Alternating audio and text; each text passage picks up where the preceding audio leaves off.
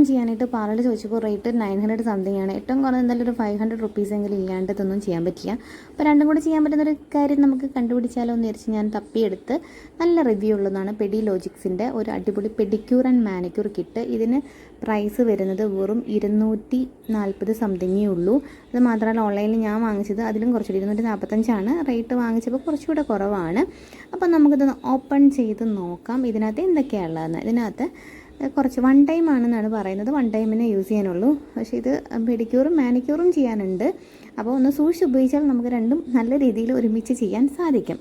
അപ്പോൾ ഇതിനകത്ത് crystal wash, പെഡി wash, മൈക്രോപീൽ അങ്ങനെ കുറേ സംഭവങ്ങളുണ്ട്. ഘട്ടമായി വേണം ചെയ്യാനായിട്ട്. എല്ലാം ഈ രീതിയിൽ 1 2 3 എന്ന് പറഞ്ഞിട്ട് ഇതിൽ എഴുതി വെച്ചിട്ടുണ്ട് നല്ല വെണ്ടയ്ക്ക അക്ഷരത്തിൽ. വായിച്ച് നമുക്ക് ചെയ്യാവുന്നതാണ്. ഒരുപാട് ഡൗട്ട്സ് ഒന്നുമില്ല. അപ്പോൾ നമുക്ക് ഫസ്റ്റ് അങ്ങ് സ്റ്റാർട്ട് ചെയ്യാം. ആദ്യം ക്രിസ്റ്റൽ വാഷാണ് സ്റ്റെപ്പ് 1 എന്ന് പറയുന്നത്.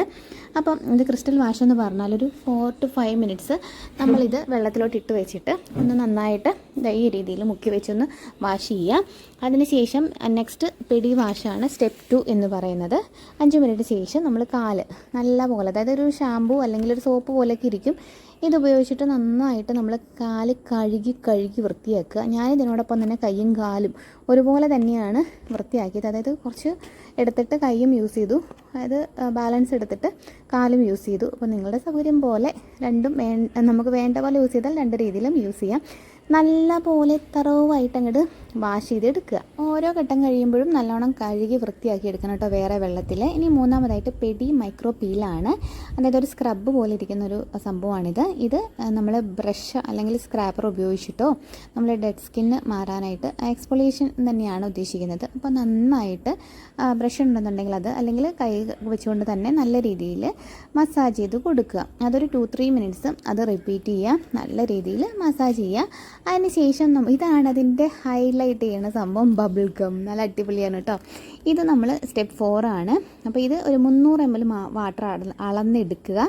അതിനുശേഷം നമ്മൾ കയ്യോ കാലോ എന്താണെന്ന് വെച്ചാൽ സോക്ക് ചെയ്യുക. നമ്മൾ മുക്കി വെച്ച ഉടനെ തന്നെ ഇത് ഇങ്ങനെ കട്ടിയാവാൻ തുടങ്ങും കേട്ടോ.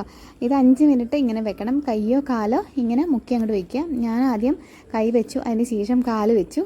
അങ്ങനെ 5 മിനിറ്റ് വെച്ച് രണ്ടും ഒരുമിച്ച് പെഡിക്യൂറും മാനിക്യൂറും ചെയ്തു. ഇനി അത് കഴിഞ്ഞിട്ടാണ് മസാജിലേക്ക് വരുന്നത്. ഈ ഓരോ സ്റ്റെപ്പ് കഴിയുമ്പോഴും നല്ലോണം വാഷ് ചെയ്തതിന് ശേഷം നെക്സ്റ്റ് മസാജ് ചെയ്യുമ്പം 2 കൈയും വെച്ച് മസാജ് ചെയ്യണേ. എൻ്റെ ക്യാമറ സ്റ്റാൻഡ് കംപ്ലൈൻറ്റ് ആയതുകൊണ്ട് കൈ പിടിച്ചാണ് ചെയ്യണേ. 2 കൈ കൊണ്ട് കയ്യിലും കാലിലാണെങ്കിൽ കാലിൽ, കയ്യിലാണെങ്കിൽ കയ്യിൽ നല്ല രീതിയിൽ കുറച്ചധികം സമയം മസാജ് ചെയ്യാൻ നോക്കുക. അതിനുശേഷം ഫൈനലി നമ്മൾ 10 to 12 മിനിറ്റ്സ് മാസ്ക് ഇട്ട് വയ്ക്കണം. മോയ്സ്ചറൈസർ അപ്ലൈ ചെയ്യുക. അടിപൊളി റിസൾട്ടാണ്. ട്രൈ ചെയ്തിട്ട് റിസൾട്ട് പറയണേ.